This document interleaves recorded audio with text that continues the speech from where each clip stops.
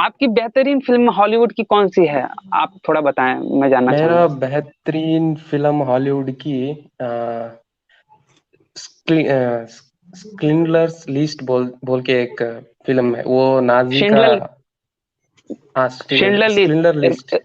हाँ, हाँ वो ये है, बहुत बेहतरीन फिल्म है। हाँ हाँ, अरे भाई मेरी भी बहुत वो बेहतरीन, मेरी भी फेवरेट फिल्म है वो।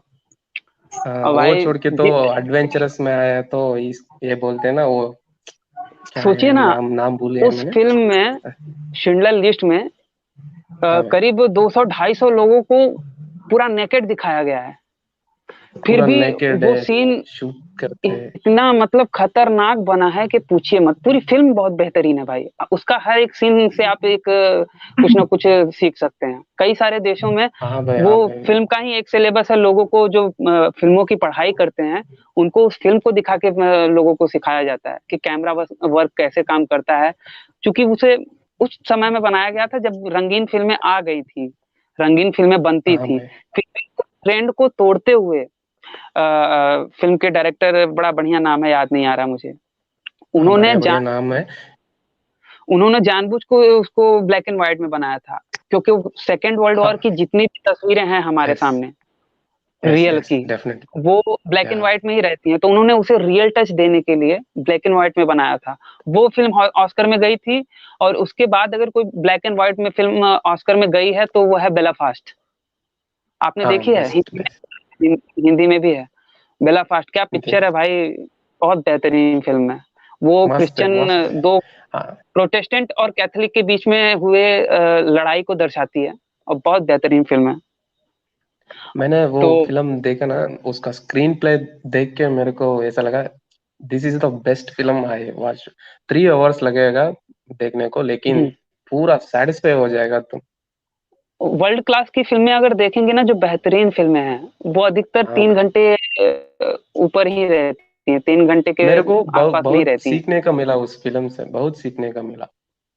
बिल्कुल बिल्कुल, और फैक्ट भी बहुत सही है उसमें। यहाँ तक के हाँ, बाद सही में है। मुझे पता चला कि उस फिल्म की शूटिंग जो हुई है ना, वो रियल लोकेशन पे हुई है। हाँ भाई, वो उसके बाद फिल्म मैं बहुत अभी बेहतर। कश्मीर फाइल्स देखा है ना, कश्मीर हम्म। फाइल देखा। अ, उस फिल्म के कंपेयर में देखा ना, तो ये थोड़ा कम पड़ रहा था, लेकिन ये चीज पक्का है, अप टू डेट है, लेकिन क्या उसी तरीका नहीं है, वो क्वालिटी नहीं है उतना बिल्कुल क्लियर। बिल्कुल। हम्म। देखिए, शिंडलर लिस्ट से कश्मीर फाइल की तुलना आप एक ही मैटर में कर सकते हैं कि भैया नरसंहार हुआ था लोगों का, हाँ, ठीक है, बस जेनोसाइड इतनी। हुआ था। लेकिन हाँ, उसके लेकिन अलावा शिंडलर लिस्ट बाकी सारे मैटर में ये कश्मीर फाइल से कहीं ज्यादा आगे है। बहुत कहीं ज्यादा, ज्यादा बहुत आगे है। ऊपर के लेवल की है भाई। देखिए, इस पे कुछ लोग को बुरा भी लग सकता है, लेकिन जो रियल है वो मैं बता रहा हूँ। कश्मीर के हाँ, मेरे ऊपर। को ऐसा लगा, ये अभी अप टू द पॉइंट नहीं है, थोड़ा मिस कर रहा है ये फिल्म, ऐसा।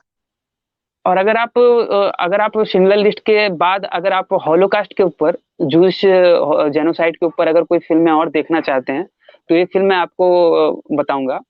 अब मैं चाहूंगा कि हाँ आप भाई, देखें मैं अ बहुत फिल्म्स ब्यूटीफुल, देखता था। अ लाइफ इज अब ब्यूटीफुल। मेरे लाइफ फिल्म इज का नाम ब्यूटीफुल, है, हाँ, अच्छा है। देखा है आपने? ये बहुत बेहतरीन फिल्म यस, है। और द हाँ स्ट्रिप, भाई। द बॉय इन स्ट्रिप पजामा, वो भी बहुत बेहतरीन फिल्म है। वो भाई, उसमें भी होलोकास्ट के बारे में बहुत अच्छा बताया। इन द डार्कनेस, वो भी बहुत अच्छी है होलोकास्ट के बारे में। कई सारी फिल्में हैं भाई, भाई। मैं तो होलोकास्ट के बारे में मैं बहुत जानकारी रखता हूँ, और मैंने फिल्मों के उससे रिलेटेड कई सारी फिल्में भी देखी हैं।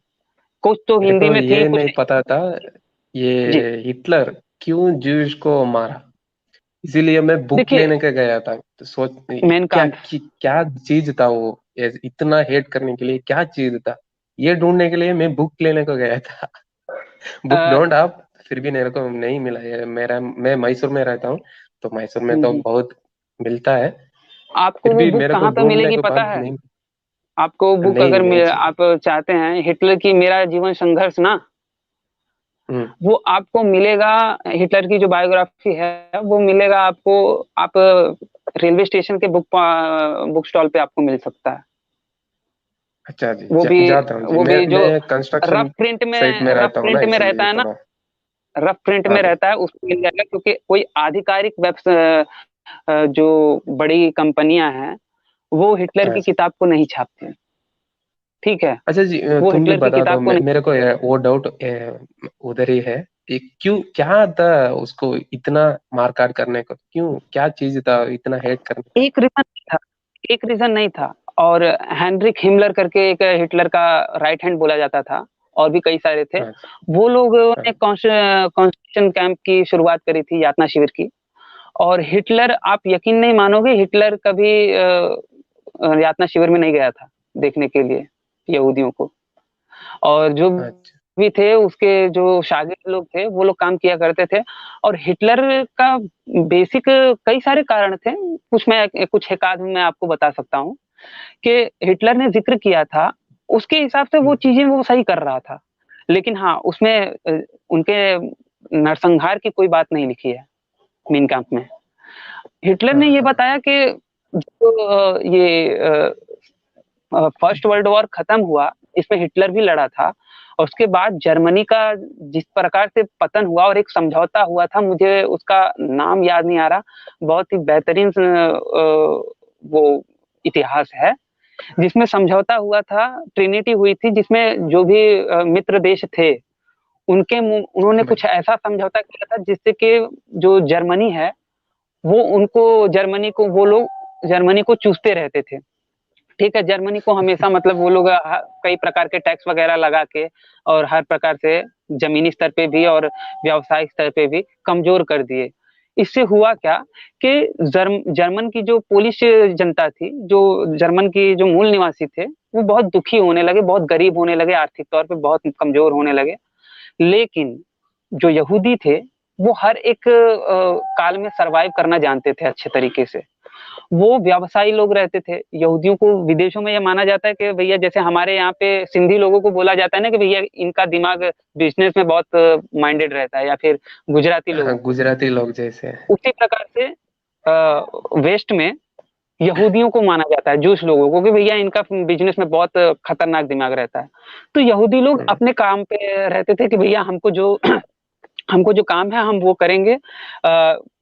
दुनिया में क्या हो रहा है, कौन मर रहा है, कौन जी रहा है, हमको इससे मतलब नहीं है।